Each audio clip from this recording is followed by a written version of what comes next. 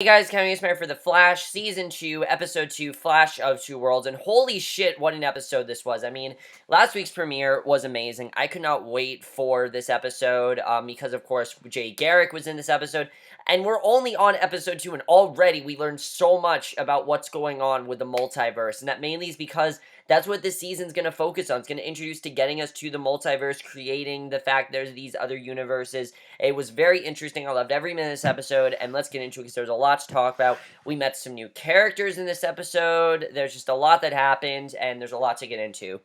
So, as we know, last week's episode left off with us meeting Garrick, and basically, the team is stunned after finding out what he just told them in the last episode. It literally starts off right after the last episode, and he says that he knows all their names and realizes that he has been spying on them, which we could tell from last week. If you remember, Garrick was in the background, for a lot of last week's scenes. He was there for a lot of it, so I'm not surprised that he was spying on them. And Jay explains that he's from another world, and where he is, he's known as the Flash.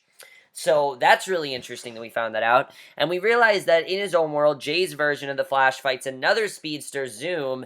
And, Barry is very interested in Zoom because, of course, Atom Smasher told him that Zoom was the person that sent him, and clearly Zoom is a very big threat. Maybe even more powerful than, Wells is. And Zoom is one, and he's about to deliver the killing blow, and the other end of the singularity from Barry's world opened over them. And first, Jay's wing helmet is sucked in, and then Jay is as well. He lost his speed, has spent the last 6 months trying to piece together what happened, and he basically is just as confused as Barry. And Barry's very skeptical. He doesn't really know if he should trust him, which I like that Barry isn't just trusting him right away, because that's what I thought was going to happen. Barry would be like, okay, I understand, but no, he doesn't trust this guy, which is understandable.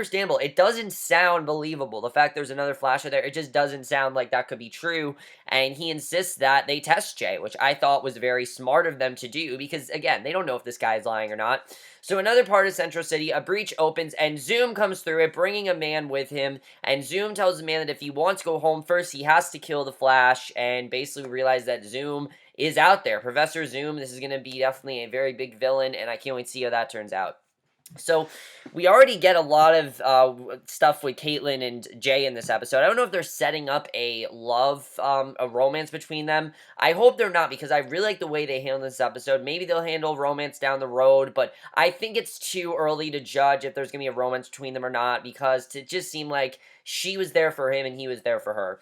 So, Caitlin examines Jay, questioning him at the same time about how he became the Flash, and she's pleased to learn that he's also is a very smart scientist, and that he does know, in fact, what he is talking about. And I definitely liked seeing that we learned that he is very smart. And in the next room, Iris and Joe are confused by the concept of parallel worlds, and we see Stein, like I said, he's now become a huge part of the team, and you can tell that Stein is trying to do whatever he can to stay a part of this team, even though he's not Firestorm anymore. He's trying to be part of the team, he's trying to stay there, and I really like his explanation of the world. He says there's theory of similar but different worlds, dubbing the world Earth 1 and Jay's Earth 2, and there's an Earth 3, there's an Earth 4, and he says that, in every world, for example, he gives the example of Joe, how Joe could be involved in some other job. And I love the line where Joe's like, so you're saying that even though I'm in these jobs, I can still be employed? I thought that was pretty funny.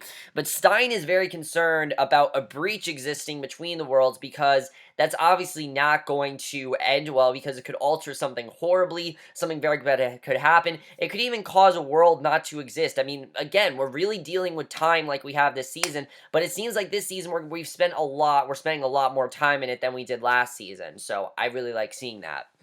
So Caitlin reports that she has no proof that Jay is a speedster, but she used her medical equipment as a lie detector test, and he passed, but Barry is worried that Jay is a bad guy, and he really does not trust Jay. So you can definitely tell that that's going on there, and we then get introduced to a new character here, because Joe keeps ignoring a phone call, and he's immediately approached by a female uniform officer, Patty Spivot. Patty Spivot, and she is definitely going to be a love interest for Barry. One, because in the comics, she is Barry's main love interest, besides Iris. Two, we also know, you can just tell in this episode that she very much likes Barry, and I definitely could see these two getting together in the future. and she wants to join the metahuman task force, even though everyone else quit. There really is none, and he's trying to tell her, "Oh, there's no spot available for you." But she just seems determined to join this force. She wants to join no matter what, and she's not going to take no for an answer. And I really like that about her character. And despite only being a cop for 7 months, she has an impressive resume. So Joe is telling her no, but I think it'd be a good idea to put her on the team because she's experienced. She knows what she's talking about. She's not an idiot. She knows what she's doing. I think it'd be the right thing if Joe put her on the team, but clearly he doesn't want to. So I really like the character Patty Spivot, though. You can already tell how determined she is, and I thought the actress also was very good. So Barry locks Jay in a cell. Jay says that Barry will need his help to defeat Zoom, and again, Barry doesn't know if he should trust him, and they're interrupted by a call from Cisco. There's a fire in town, and Barry then speeds off, and the Flash puts the fire out and is about to leave when he's attacked by a massive sand, and the sand gathers together, turns into a man, and Zoom brought through the breach earlier, and the Flash tries to fight him, but every time he delivers a blow, that part of the man turns to sand and is unharmed, and I like how we're dealing with, metahumans that are harder for the Flash to fight. I mean, last week we had Atom Smasher. He couldn't fight him, if you remember. He kept, the first time he fought him, he kept getting thrown into cars. It just wasn't working, and it seems like that's where we're going this season, that these villains are going to be a lot more powerful because they're from Earth 2. And who knows what Earth 2 has that Earth 1 doesn't, honestly. There could be a lot more, there could be more advanced equipment there. There could be more advanced technologies there. I mean, who knows what that has? And I think that definitely is very interesting. Because basically the Flash has to run away because he can't defeat this guy. He's trying to defeat him, it's just not working. So Barry and Joe investigate the scene of the fire with other police and firefighters, and Barry can't find anything to identify this new metahuman, but Patty shows up and she's found something, and you can tell right away that Patty knows what she's talking about. She seems a lot more experienced than she should be, and we eventually do find out why at the end of this episode, but right now at least it's kind of like, why is she so experienced in this? We realize that she's also quite a fan of Barry's and his forensic reports, and you can tell these two have chemistry right away. She's collected some sand for Barry, and Patty clearly hopes that this has impressed Joe, but he still refused to let her on the task force. He just doesn't want her there, mainly because, I don't know, maybe he just doesn't feel it's safe, and he doesn't want people there because he doesn't want to risk losing people like Eddie. But yeah, he doesn't want her there. So Jay runs on the Star Labs treadmill at a very normal speed, and Caitlin is clearly, you can tell, starting to get feelings for Jay. Just in this scene, you can tell. And Cisco starts to examine the sand that Barry brought, and Jay explains that it's human cells, and he calls the metahuman Sand Demon, and I love the scene where Cisco was saying, look, the name in the bad guys thing, that's my thing, but I appreciate the name because it is pretty cool. I thought that was a good name, Sand Demon, and he offers to help stop him, but Barry refuses and brings Jay back to his cell. He just doesn't want to believe this guy, mainly because he just doesn't trust him, and it's understandable. And we eventually realize why he doesn't trust him, but you can, at this point, he's being very stubborn. I don't think he's just being stubborn, though. It does make sense why he does not trust him. I completely understand why he doesn't trust him. It makes sense to me, honestly.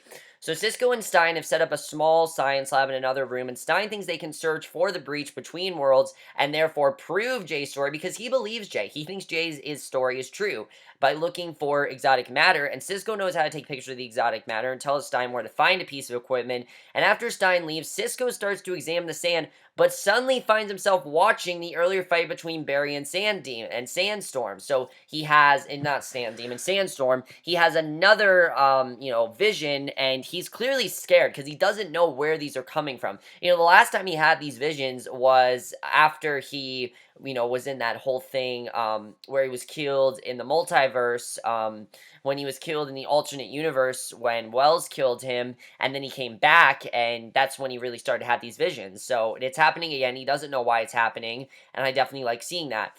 So Joe sits in his car, staking out Sandstorm, and he calls Barry to explain that he's found the arsonist, and Barry asks where they are, but basically Sand makes Joe, who's forced to chase him, and Patty also tracked down Sand, and catches him for Joe. She asks again, and we also learned that his name is Eddie Slick, and Patty also tracked down Slick and catches him for Joe. She asks again to be on the task force, but he again just doesn't want her to.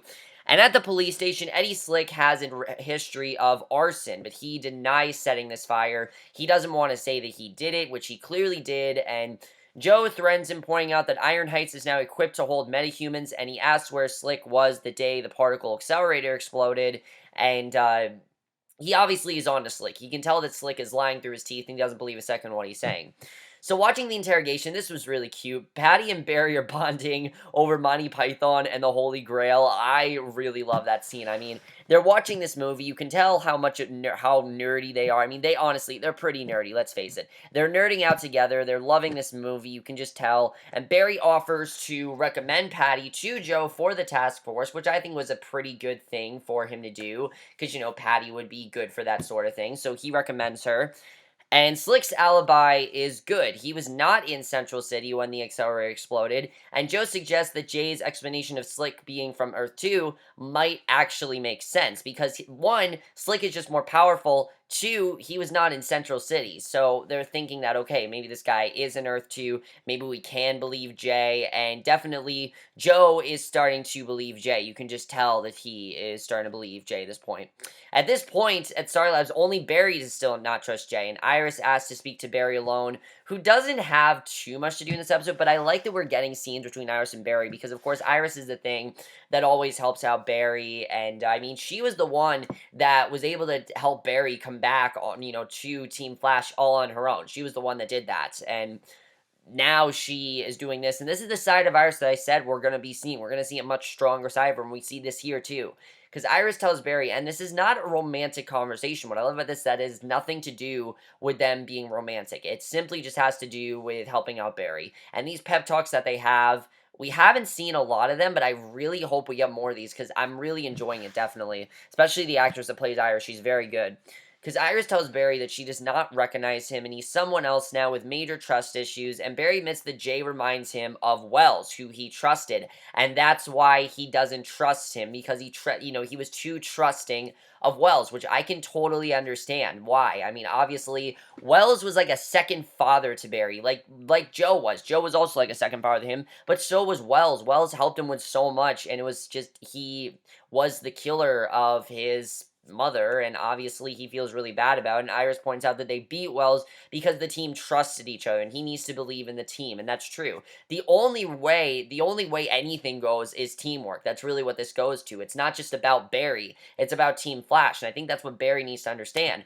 Again, Barry's feeling very guilty for what's going on, and he hasn't gotten over that guilt. I didn't think he was going to get over the guilt very easily, and he still hasn't gotten over it, and he just needs to realize that this team knows what they're doing, and I really like seeing that scene. I thought that scene between them was great, and I really love that. So at the police station, Joe and Patty release Slick, and Joe asks why Patty wants to be on the task force so badly, and they think they see Slick. She's about to tell him they think they see Slick returning, but it is Sandstorm who knocks Joe out. Patty tries to shoot him, but the bullets pass through the sand, and he grabs her, and Barry goes to Jay and tells him that Sandstorm kidnapped a police officer and needs Jay's help, and Jay explains to the team that Sandstorm will be someplace very wet and humid, and if Barry can hit him with lightning, which apparently is something Barry can do now, which is really cool. I like finding out more about Barry's new powers. That's something that we didn't get last year that I really like.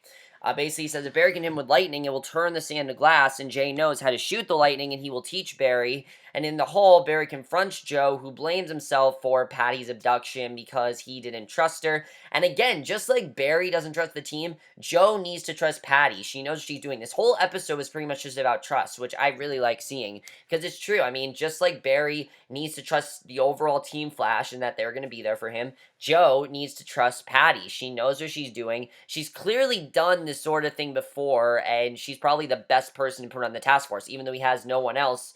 Why not get her? Get someone to be on the task force. You know, the stronger the task force, the more people on task force, the better. That's really what I say, honestly. I know Joe probably isn't thinking that, but that probably is the best thing to do. So, Sandstorm has Patty tied to a chair in a damp, abandoned building, and she believes the Flash will stop him. That's what Sandstorm is hoping for, and he's making a concussive bomb, and Patty tries to distract and anger him by claiming he's not special, but it does not work. He's not listening to her, and even with Jay's information, Caitlin, Cisco, and Stein can't figure out where Sandstorm is, because they just, again, Sandstorm is just too powerful, and Cisco excuses himself and goes to his and Stein's lab. He touches the sand, hoping to see where Sandstorm is, and it works, and Cisco finds himself watching the earlier exchange between Patty and Sandstorm, and he sees name and location and the bomb as well. So these visions are a good thing. He just doesn't really know what's going on yet. And I like seeing, Cisco very slowly start to find out more and more about these visions, because they clearly are something that he's going through. Obviously, he's going to be Vibe, and I really like seeing that. So Stein finds Cisco and is curious. Cisco claims he has a hunch and runs to tell Barry, and Jay has taught Barry to throw lightning, but Barry's aim is bad, and basically, it's just it doesn't seem to be working. It's not something that he's used to doing. But Jay obviously knows how to do it because he's probably done that in Earth 2, and it's a new power that Barry is discovering. And Jay coaches him, telling him that for once he needs to slow down, which is something that Barry obviously is never used to doing, but he does slow down, and I really like that scene. Him telling him straight out, "Look, you need to slow down." That's something that Wells would have never told Barry, and I think that just shows right away that Barry can trust Jay because all Wells ever did was, "You got to run fast. You got to run fast." All he did was just make Barry stronger and stronger, while Jay is telling him, "Look, sometimes you got to slow down and really think about it." And I really like seeing that. And I really hope that they keep Jay on because he, I think, could be a really good mentor for Barry. He is older than Barry, even though they both are the Flash. He is older, and he just seems like he could be really good in helping out Barry understand more about his powers. Because he still is, still trying to figure things out. Even though he knows more of what's going on, he's still trying to adjust to certain things. So Cisco and Stein enter, and Cisco gives a location. He also mentions the bomb, pretending it is a theory. And since Jay has fought the sandstorm before, they want him to be a diversion. And Sandstorm won't know he lost his speed because that's just not going to happen. So Jay agrees, saying he has his Flash costume, just not his helmet. And Cisco brings Jay the wing helmet they found the day the Singularity opened, and Jay puts it on. He explains his father wore the helmet in the War of the Americas, and yeah, he said Americas, and I love that Barry's like, you could have just told us that you lost it. I thought that was pretty funny. So, and bomb is complete and under Patty's chair. Sandstorm hears a speedster run in. They then sees Jay dressed as Earth 2 flash in front of him, and he thought Jay was dead. And Sandstorm and Jay fight, and it becomes clear quickly that Jay has lost his speed. He's lost his speed. It's not going to work for him anymore. He's completely lost it. So he can tell that's going on, and Barry takes advantage of Sandstorm's distraction to save Patty through the explosion that knocks them down, and Sandstorm, thrilled to kill both Flashes, grabs Jay by the throat. The Flash speeds in a circle around them, hurls the lightning right at Sandstorm, and if he keeps using these lightning powers, that is going to be awesome. I hope they do more with that because, again, it is a new power that Barry isn't aware of, but I hope he becomes more aware of it because it's really cool to watch right now, and I really like seeing that. So it turns to glass, shatters on the ground, and clearly even the lightning can't defeat Sandstorm. That's how powerful he is. So Zoom knows what he's doing here. Zoom is a very smart villain in getting probably the most powerful metahumans possible. And the Flash checks on Jay, who's okay. Patty calls for the Flash. They both answer and run to her, and that was just an epic scene. I mean, we've seen that comic strip where it says, help me, Flash, and they both say, I'm coming. I mean, that was just awesome. I love that.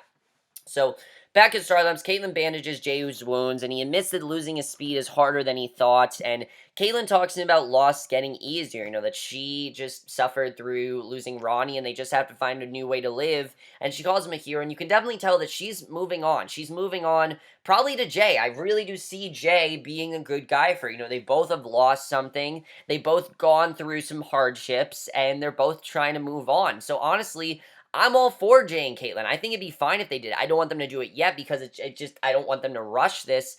But I like that we are already seeing that Jay and Caitlin might have something because if I would have thought, if there's any guy that's perfect for Caitlin, it's probably Jay. He's perfect for her. He knows what she's going through, and he's a scientist like her. I mean, they're perfect for each other. I could definitely see that happening. Again, do I want it to happen immediately? No. And can it happen? I don't know, because of course they're from two different universes. It could happen, but you never know. I don't really know what's going to happen with that. So I'm still trying to figure out the whole universe thing. It's just something we're getting introduced to. So if I don't fully understand it, that's just because we're just getting introduced to it. So Barry comes to apologize to Jay and thank him. He asks about Zoom, and Jay explains that Zoom wants to be the only speedster on any world. That's basically Zoom's mission. And I like that we found out his mission, so that we don't spend a whole time trying to figure out who he is. It just got us away from a lot of unnecessary exposition that we didn't need. So I like that.